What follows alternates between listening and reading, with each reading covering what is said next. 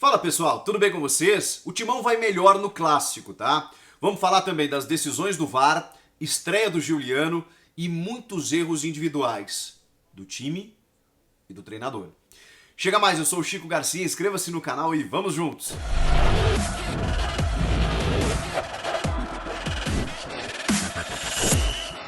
Já já eu vou falar sobre tudo o que aconteceu nesse jogo, mas antes eu queria dizer que esse vídeo é um oferecimento de OneFootball, o aplicativo que eu uso para me manter informado sobre tudo que tá rolando, e nesse momento da janela de transferências a gente fica sabendo em tempo real qual jogador foi para que time. Não é uma maravilha? Estatísticas, notícias, resultados, e você pode seguir o seu time do coração no Brasileirão 2021. Não perde teu tempo. O link tá aqui na descrição. Você baixa gratuitamente, não custa nada e serve para qualquer celular.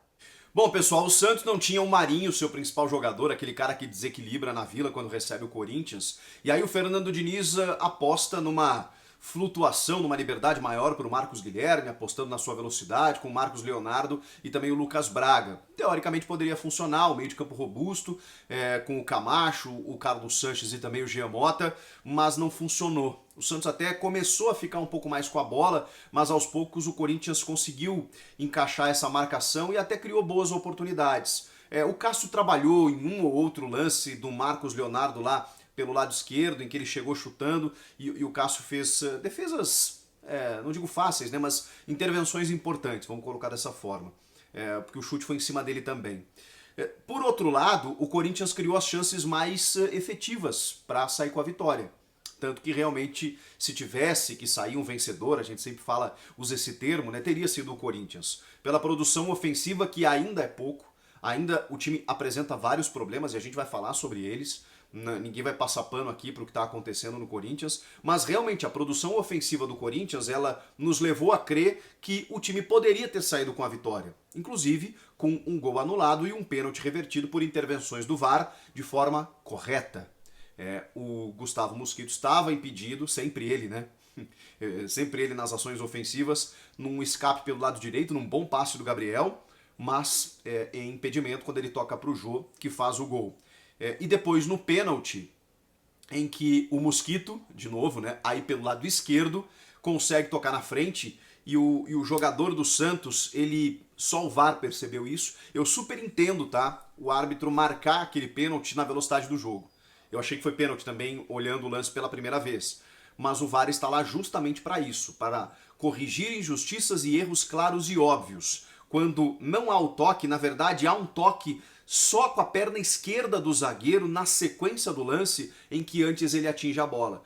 Esse toque na bola inicial só é visto pelo VAR, então por isso que o pênalti foi corretamente revertido pela arbitragem. É para isso que serve o VAR, de forma rápida, tá tudo certo. Mas isso indicava mais uma chegada com perigo do Corinthians, que já tinha chegado em outros momentos, tanto no primeiro quanto no segundo tempo, em boas defesas do João Paulo.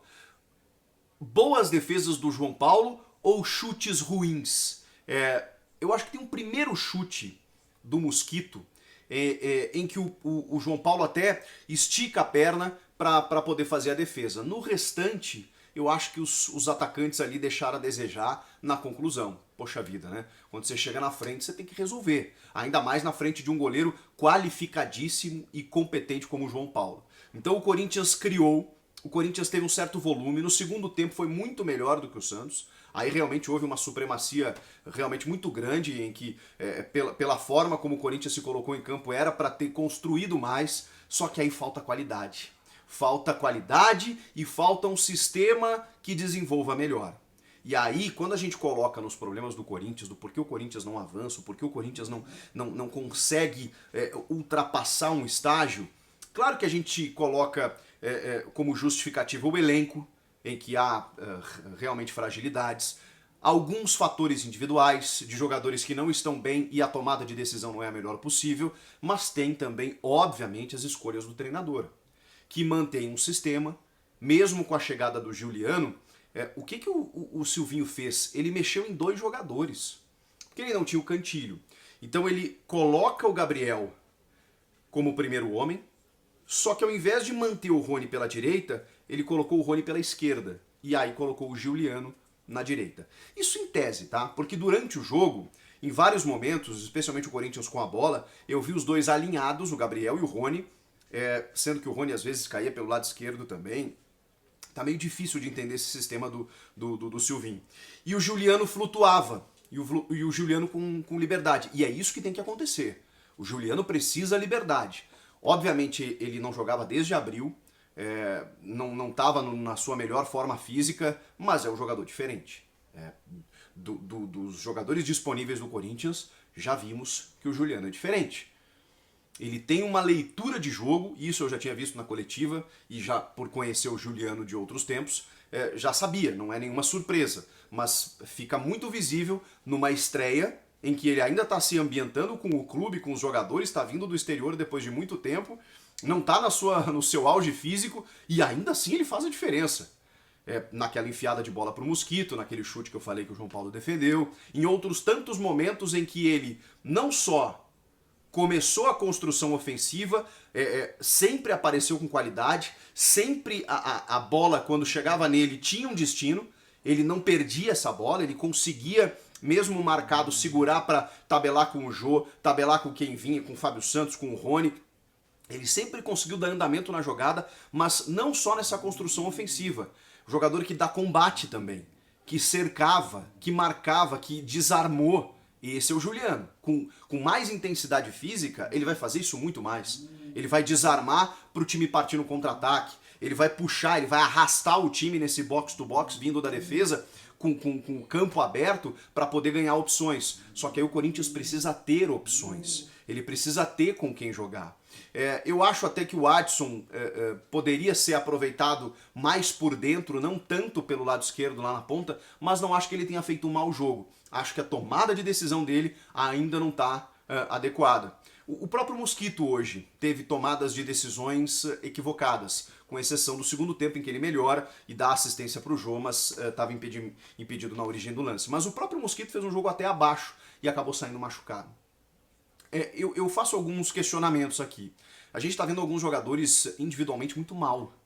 O Fábio Santos, eu não sei o que está acontecendo com ele. Eu sou fã do Fábio, até pela história dele, e pela qualidade que ele tem. Ele parece afobado em alguns momentos, incrivelmente, não sei, ele tenta se desvencilhar da bola, ele erra passes bobos, não sei o que está acontecendo com o Fábio, às vezes é momento, né? Ele não está num momento muito interessante. O Rony não é um jogador ainda afirmado, e eu lamento muito, né, que nessa transição de base para o profissional, você carregue muito nas costas de um jovem em que ele visivelmente não esteja pronto para assumir certas responsabilidades e aí acaba sendo questionado pela torcida. É um jogador que já fez seus gols, que chega bem à frente, que se posiciona bem dentro de campo, mas às vezes a tomada de decisão ainda precisa ser aprimorada, que é aquilo que o Tite falava como o principal fator para você resolver, porque isso não cabe ao técnico. O técnico tá ali, ele escala o time, ele monta o sistema, mas se a tomada de decisão do atleta for ruim, acabou. Acabou. E o Corinthians teve vários problemas nesse aspecto. Eu não acho que o Jô tenha feito um jogo ruim, tá? Eu acho que o Jô está mantendo uma regularidade de participação muito maior. É que talvez, né, eu esteja um pouco conformado em ver o Jô desta forma em relação àquilo que ele vinha entregando. Ou seja, nada. Ele não entregava nada no início do ano. E de repente ele começou a voltar, fazer pivô, usando o corpo em alguns momentos para puxar o contra-ataque, como eu vi no primeiro tempo ainda, aparecendo um pouco mais. Eu acho que ainda o Jô tá entregando um pouquinho mais, tá perdendo um gol também, que ele chutou em cima do goleiro, mas claro que falta, né? Claro que não é o suficiente, claro que o Corinthians precisaria muito mais. Se a construção ofensiva já tá difícil, quando chega lá na frente, você tem que resolver, tem que ter mais qualidade para isso. Agora, sobre o Silvinho, desculpa gente, eu não consigo entender. Já falei aqui sobre os problemas do sistema, que ele poderia ter, sei lá, modificado alguma coisa, especialmente com a chegada do Juliano, que é um jogador altamente inteligente, tático e versátil, de você tentar explorar num outro sistema. Mas ele prefere manter aquele seu sistema que até agora, pelos resultados, não tem dado certo. E que eu imaginava que seria pela sua carência de jogadores. Quando ele ganha uma peça tão importante como a do Juliano, ele poderia explorar um pouco mais esse sistema. Até para surpreender o adversário, né? Porque o Diniz, se estudou o Silvinho do Corinthians, sabia exatamente como ele iria jogar. Eu não consigo entender você precisar vencer um jogo, né? E era um jogo que era para ter vencido e poderia ter vencido, apesar do Santos, apesar de clássico, apesar de fora de casa, o Corinthians produziu para isso. Então você tem a possibilidade de ganhar o jogo. 30 minutos do segundo tempo, nenhuma substituição. Aí você faz a primeira, que é aquela óbvia. Aquela feijão com arroz, 6 por meia dúzia. Vital pelo Adson. E depois ele faz apenas mais uma substituição, tendo 5 disponíveis. A rapaziada da internet está elegendo o Luan craque do jogo do Corinthians toda a partida. Eu não sei se é um protesto contra o Luan ou se é um protesto contra o Silvinho. Eu honestamente não sei, vocês podem até me responder nos comentários. Mas, cara, aí você olha pro banco, tá? Eu sei que são jogadores que já não deram resposta em outros momentos, mas é o elenco que você tem. E você não tenta mudar o jogo? Você não tenta surpreender o adversário de alguma forma? Você tem um jogo que é possível ganhar, tá 0-0. Todo jogo que tá 0-0 você tem que jogar para ganhar, né? Pode ser o Flamengo do outro lado, pode ser um super time, você tem que tentar ganhar. Vai tentar garantir um empate? Olha a situação do time na tabela, o Corinthians não tá numa situação confortável. Aí você tem, sei lá, Léo Natel, Gabriel Pereira, o próprio Luan, você não coloca os caras. Como que a gente vai saber se esses caras vão dar resposta? Como que a gente vai saber se esses caras são insuficientes? Se o treinador não coloca para jogar, isso eu não consigo entender. E aí vem a cereja do bolo. 51 minutos e 35 segundos de jogo, quando o árbitro dá 7 de acréscimo, ele faz uma troca. Vitinho pelo Juliano. O Vitinho entra faltando 20 segundos. Sério, isso é um desrespeito com um jogador profissional. Ainda mais um jovem. Isso é um desrespeito. O cara entra em campo, o juiz apita o final do jogo. Isso é inadmissível, cara. O Juliano não podia ficar 30 segundos em campo até o apito final? Tinha que trocar porque estava cansado naquele momento? Qual o sentido de fazer uma... Ah, é pra ganhar tempo porque tá ganhando o jogo? Não, né?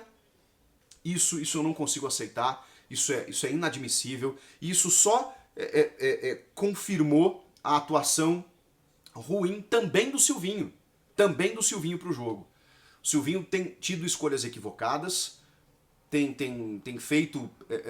tem sido muito burocrático, muito pragmático, e se ele se contenta com empates, com 0-0, e assim, e situação de meio de tabela, que eu sei que o Corinthians não tem uma expectativa maior que isso, mas chega um momento, ainda mais quando chegam os reforços, que você precisa avançar. E esse é o momento de avançar.